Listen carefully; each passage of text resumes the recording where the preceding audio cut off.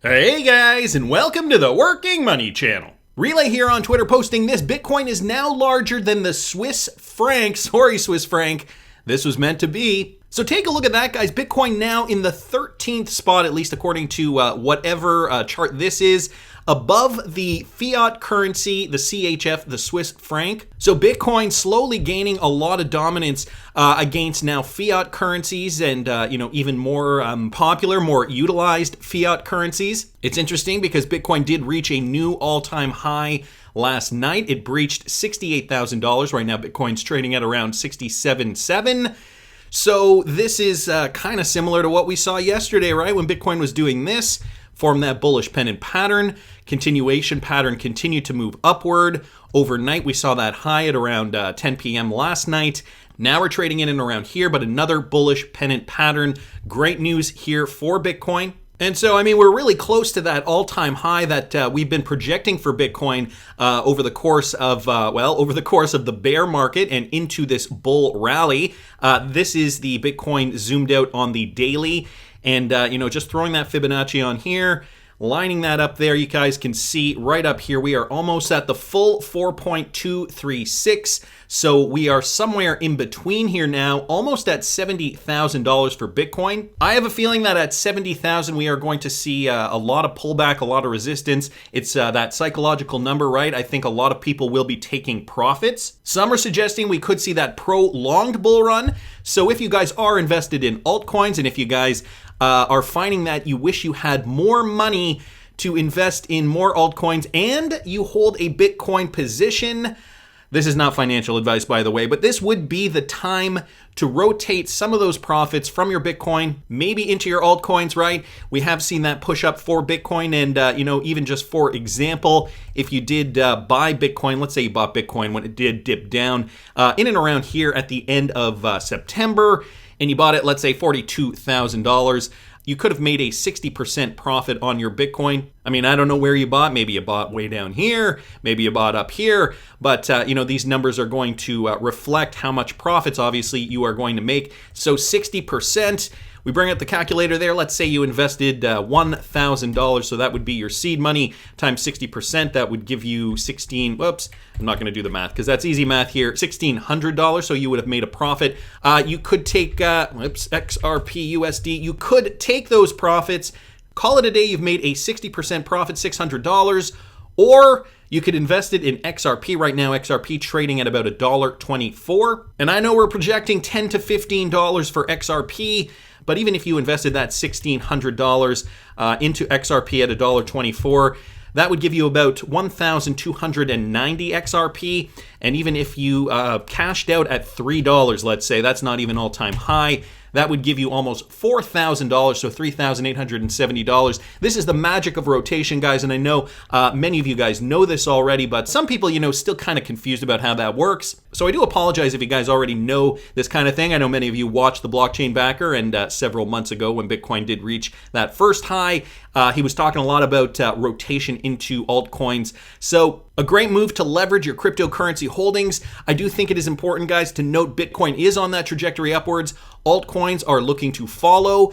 And, this news is really just kind of supporting that Bitcoin narrative here. So now Zimbabwe may be the next country to embrace Bitcoin as legal tender. This from Michael at Val5 Link. So Zimbabwe has been paying attention to the increasing demand for crypto among its people, which it views as a possible avenue for growth. The country has also been receptive to regulating the entire sector. Zimbabwe's government is considering utilizing Bitcoin as a legal payment option to meet this growth demand and harness the technology according to local laws. According to the news, retired Brigadier Colonel Charles Wikwiti, the permanent secretary and head of the Office of the President and Cabinet's e-government technology unit, confirmed that discussions with businesses are already underway. So obviously, they are seeing what El Salvador is doing. Obviously, this is not a wealthy country. The people of Zimbabwe, by and large, aren't very wealthy, and similar to what is happening in El Salvador, I'm sure they're taking a look at that example and realizing, hey, look, this could be beneficial for our people. Let me also remind you guys, hyperinflation in Zimbabwe has decimated the country. So that was a period of currency instability in Zimbabwe that, using Kagan's definition of hyperinflation, began in February of 2007. During the height of inflation from 2008 to 2009, so this was around the time of the financial crisis in the United States, it was difficult to measure Zimbabwe's hyperinflation because the government of Zimbabwe stopped filing official inflation statistics. However, Zimbabwe's peak month of inflation is estimated at 79.6 billion% month on month. So can you imagine 79.6 billion%? That's just month over month. So that would be equivalent to 89.7 sextillion% year on year in mid-November of 2008. Conjures up those images of people from Zimbabwe wheelbarrowing wheelbarrows full of their currency, and they had to create $100 billion notes just so people could buy a loaf of bread, stuff like that. These are terrible stories. This is what decimates economies and decimates, the fabric of society in a lot of ways if it gets way out of hand. So now Zimbabwe looking to adopt Bitcoin similar to what El Salvador is doing. I mean, it is unfortunate. The timing, is unfortunate because we know if people get trapped into this at the top of the bull run and they put their life savings into Bitcoin, the little money that they have, we could see that fall. We could see that tumble, a 50% correction, maybe even larger. I'm still on the fence, still trying to gauge where this market is going in terms of a prolonged bull run. I mean, there's a lot to suggest that we could see that prolonged bull run. I recently did a video regarding my thoughts on that. I'll link it up here if you guys want to catch that video specifically about a prolonged bull run. But we could see that typical cycle as well, right? With Bitcoin, rallying up to its new high, completing the Fibonacci, and then crashing, a 2-3 year bear market, going down 80, 85, 90%, lather, rinse, repeat. And that, I think, for a lot of us could be more comfortable because we know we could get out at the top, buy back in at the bottom, wait another few years after that, and then, the cycle would just continue again and we would all get richer. So this is kind of where we're at right now. Zimbabwe eyeing Bitcoin. What else do we have here, guys? XRP Cryptowolf posting this. So this is coming from the Federal Reserve. In the latest financial stabilities report published Monday, the U.S. Federal Reserve ranked cryptocurrencies and stablecoins among its top risks to U.S. financial stability over the next 12 to 18 months. Look at what XRP Cryptowolf writes, though. This is how you know we invested in something very special that is changing the world. The riskier investment, the more reward there is, or at least that should be the way it goes. Fed Risk Matrix ranks cryptos and stablecoins just behind US-China tensions. So take a look at this list. The Fed report is printed twice a year, once in the spring and once again in the fall, and its current edition includes this chart below from page 67 that rates crypto and stablecoins as the fifth most serious risk to financial stability, tucked between US-China tensions and climate issues. So this is what they're considering risky. And the things that are above it: US-China tensions, China regulatory and property risks, vaccine-resistant variants, and persistent inflation and monetary tightening. The report section regarding stablecoins described them as digital assets that are issued and traded on blockchain, which are purported to be pegged to stable off-chain assets such as gold, fiat currencies, or government bonds. The report also noted that the value of stablecoins has exponentially grown fivefold during the past 12 months. So stablecoins, that is one facet of cryptocurrency that should be scrutinized, I think, a little more closely, right? They have to be backed by something, whereas cryptocurrencies, traditional cryptos like Bitcoin, Ethereum, XRP, Litecoin, so on and so forth, they behave more traditionally like stocks, right? Buyer, seller demand. If there's more demand, price will go up. If there's less demand, price will go down. So here are some of the Fed's reasons. The largest stablecoin by market cap promised to be redeemable at any time at a stable value in US dollars. And they state here that, not all these tokens are backed one-to-one with fiat, and sometimes they are backed by other things like commercial bonds,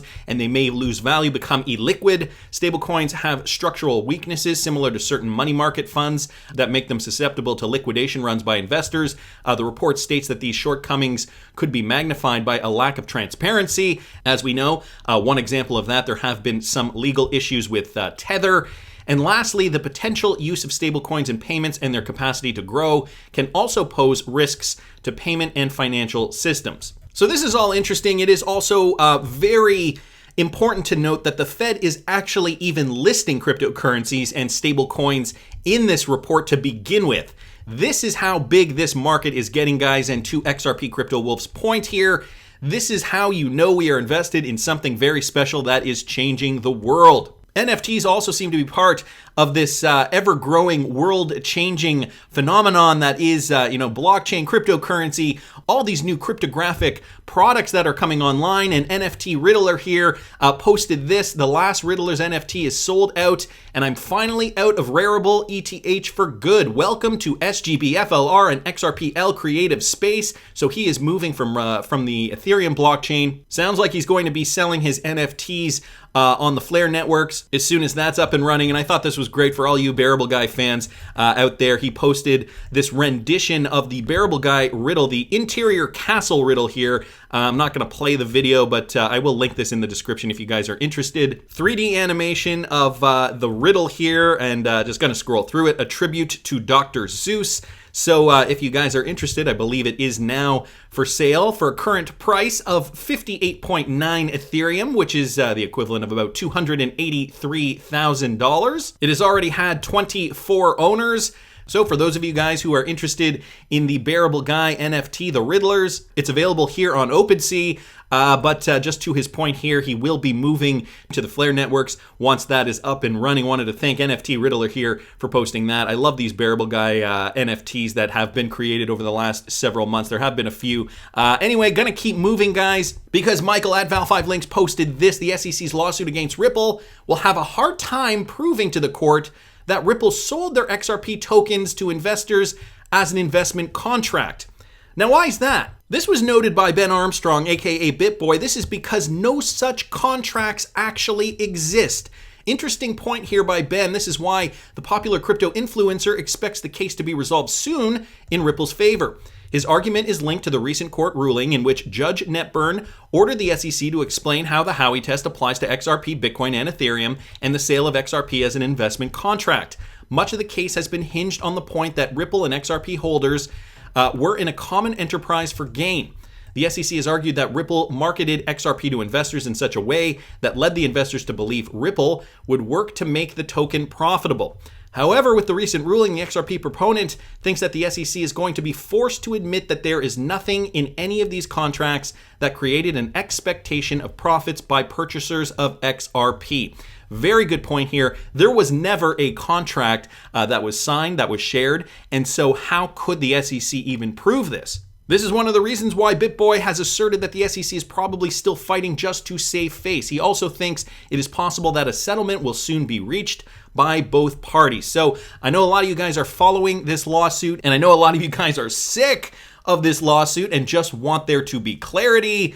Put your hand up in the comments if you're just sick of it and just want to move on, just want to reap those profits. I'm sure I'll get a lot of comments on that.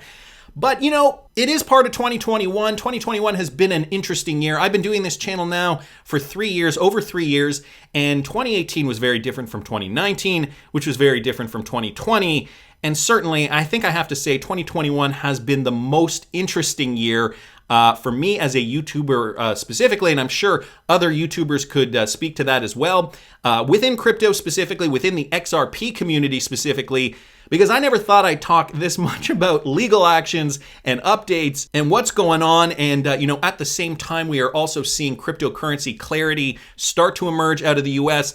We've gotten different YouTubers in the space. We've gotten prominent lawyers whose YouTube channels have been also getting a lot of traction because of this. John Deaton being one of them, an active member in the XRP community. And of course, Jeremy Hogan. Love those legal brief videos, buddy. Just going to finish this off down here. Another notable XRP supporter who has shared the same sentiment has been attorney John Deaton, leader of the XRP Army's lawsuit against the SEC. In a recent interview with the Paul Barron Network, the attorney claimed that if the case reached summary judgment and the ruling was that XRP is not a security and the SEC failed to give fair notice to Ripple, the outcome would be that the commission would lose jurisdictional power over much of the crypto industry. So that was as per John Deaton. And so, there's a lot on the line for the SEC at this moment in time. But, considering how shady they have been, and here's just another video of Joe Lubin talking about the Ethereum Foundation that I think speaks volumes to sink the SEC's case. It's only 22 seconds. Listen to this. The project started in January 2014. We raised funds in a crowd sale and earned $18 million in that event, applied that money to the development of the system, and July 30, 2015, Ethereum version 1 client was released. So in this clip, Joe Lubin essentially fessing up to launching an ICO to fundraise the Ethereum Foundation and its development. Something the SEC is arguing that Ripple is doing and that Ripple is in court for doing at this moment in time. So a lot of contradictions that the XRP army has been uncovering. This one from @NerdNationUnbox here on Twitter. Wanted to thank him for posting that. And we also got this, guys. This is an update just recently from James K. Filan with regards to the SEC lawsuit. So XRP community, here we go. Judge Netburn granted the SEC's motion to compel Ripple to search for and turn over video and audio recordings of internal Ripple meetings. But the order has limitations as described below. Judge Netburn ruled as follows. Ripple's search of its recorded meetings has been inadequate under the circumstances. While the court recognizes that a human review of the recordings may be unreasonable, a reasonable search could include automated transcripts of recordings, similar to the common technology used to transcribe voicemail messages and the use of search terms. So they're recognizing that, this is a very cumbersome task and that maybe they should be streamlining it a bit. Accordingly, Ripple is ordered to conduct a reasonable search of the relevant videos and audio taped recordings and produce responsive documents. Because Ripple represents that it has more than 4,000 recordings, the parties are ordered to meet and confer to determine whether there are particular time periods when recordings are most likely to be responsive to the SEC's discovery demands. For example, meetings in the weeks preceding dates of significance may generate more probative material than meetings held at other times. So they're saying, look, focus on these times and dates, anything specific to right before you had meetings or maybe right after you had meetings. Similarly, cross-references with the calendars for the individual defendants or other key employees may identify meetings of significance. In light of the close of discovery, Ripple is ordered to undertake such efforts without delay. So they're telling them, you better hurry up because the end of discovery is coming soon.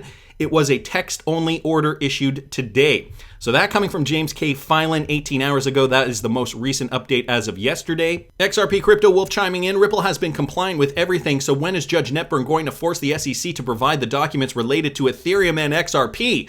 Very good question. Jeff down here saying, this is dumb. Why does it feel like she's helping to waste time? Or is she ensuring nobody can come back and say that she didn't give the SEC adequate time to find anything to help the case? Patricia Longacre down here saying ample time to minimize grounds for appeals. That's interesting. The last thing we would want is the SEC to appeal the final ruling. That would just drag things on even longer. Anders L down here saying, I like Katao's suggestion of splitting Ripple in two, one in Japan, so that Ripple can continue their decade-long fight against Wall Street in the US and expand in the rest of the world. So I never heard that from Yoshitaka Katao, but apparently he said that as per Anders L here on Twitter. So this is the latest update, guys, with regards to the Ripple case. Of course, Jeremy Hogan weighing in on this. We expected this order to go against Ripple. Remember, an order like this might give the SEC some bullets for its guns and vice versa when Ripple wins. But the next big order is on that SEC's motion to strike the fair notice defense. That is the bazooka. So the biggie, guys, the fair notice defense, these communications, this is just one cog in the wheel, one thing that Ripple is now ordered to do. But, the judge is saying, how about you just focus on the relevant times in question? But the fair notice defense, this is what's going to cinch it. XRP Cryptowolf down here asking, why is Judge Netburn taking so long when it comes to making the SEC comply with her orders? Could it be that she knows how famous the XRP lawsuit will be to her career, and the longer it plays out, the better? Jeremy Hogan says, maybe she's filling her bags while it's cheap. I joke. Yeah, well, I'm sure there are some rules against that. Brian Wellinger saying this, what would be the catalyst for the judge's decision on the fair notice? Are we just waiting until she's able to get it, or do you think she's waiting on something else? Jeremy Hogan responding here, seems like in New York, they let discovery play out and then they take on the dispositive motions. That puts us into January for a ruling. So January, according to Jeremy Hogan, still looks like that is when we will finally get the final ruling on the SEC lawsuit. That, all the timing tends to work out that way so long as deadlines don't continue to be pushed on. Adult in the room saying, how long can the good judge hold out on such a ruling on this issue? Thanks, Jeremy. In theory, she could wait until March, but I think it will be decided in January. So Jeremy Hogan reaffirming a January decision for a Ripple and XRP verdict. XRP Deriv over here saying, can the fair notice be decided at any time, or will the judge wait for end of expert discovery before the decision? Jeremy Hogan reiterating she could rule on it on any time, but from what I've gathered, this court waits until discovery is complete before ruling on dispositive motions. And for those of you guys who do not know what that is, dispositive motion in law, a dispositive motion is a motion seeking a trial court order entirely disposing of all or part of the claims in favor of the moving party without need for further trial court proceedings. To dispose of a claim means to decide the claim in favor of one or the other party. So she will finally decide, and I think she's crossing all her T's, dotting all her I's. It sounds like that's what Jeremy Hogan is suggesting as well. Sounds like they are giving Ripple, ordering Ripple, in other words, giving them some direction as to where they should be focusing their efforts on, or at least their legal team. And so the importance of this case, we cannot minimize it. We know there is a connection to the BIS and Ripple, so the Bank for International Settlements. This is a global institution. And so the Basel Committee advances work on addressing climate-related financial risks, specifying crypto assets, prudential treatment, and reviewing G-SIB assessment methodology. So this just came out. This was a press release just from today. And just to give you guys the highlights of why this is important, Basel Committee agrees to consult on principles for the effective management and supervision of climate-related financial risk, considers feedback regarding consultation on crypto asset exposure, reiterates importance of conservative risk-based approaches, and agrees next steps, finalizes revised processes for reviewing G-SIB assessment methodology, and agrees on scope of additional issues to review. Let's focus on that, guys. G-SIB or G-SIB assessment. I did not know what that was, so I did look it up. This has to do with global systematically important banks. That is the acronym for that. A systematically important financial institution is a bank, insurance company, or other financial institution whose failure might trigger a financial crisis. They are colloquially referred to as too big to fail. So the BIS, obviously reviewing this, obviously has a connection to Ripple.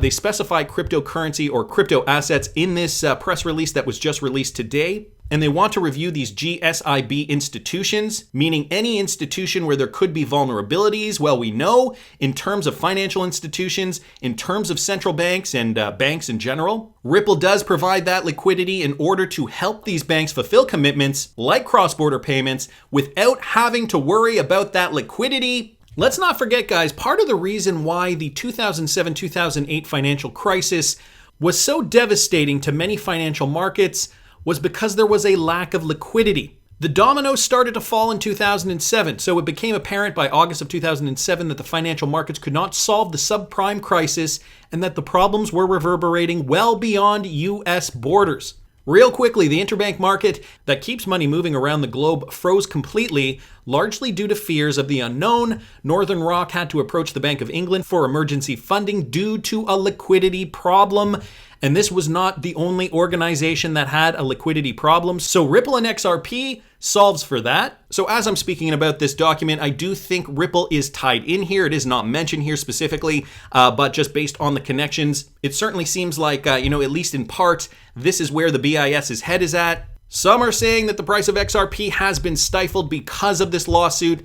But guys, we're still only in quarter 4 of 2021. This may leak into quarter 1 of 2022 and maybe even beyond if we do see that prolonged bull run. And when we do, who knows how high XRP price could go. That's just my opinion, but I want to hear what you guys think. Please subscribe to the channel if you haven't already. Like the video if you like the content I'm providing. I always love hearing your comments. See you in the next one, guys.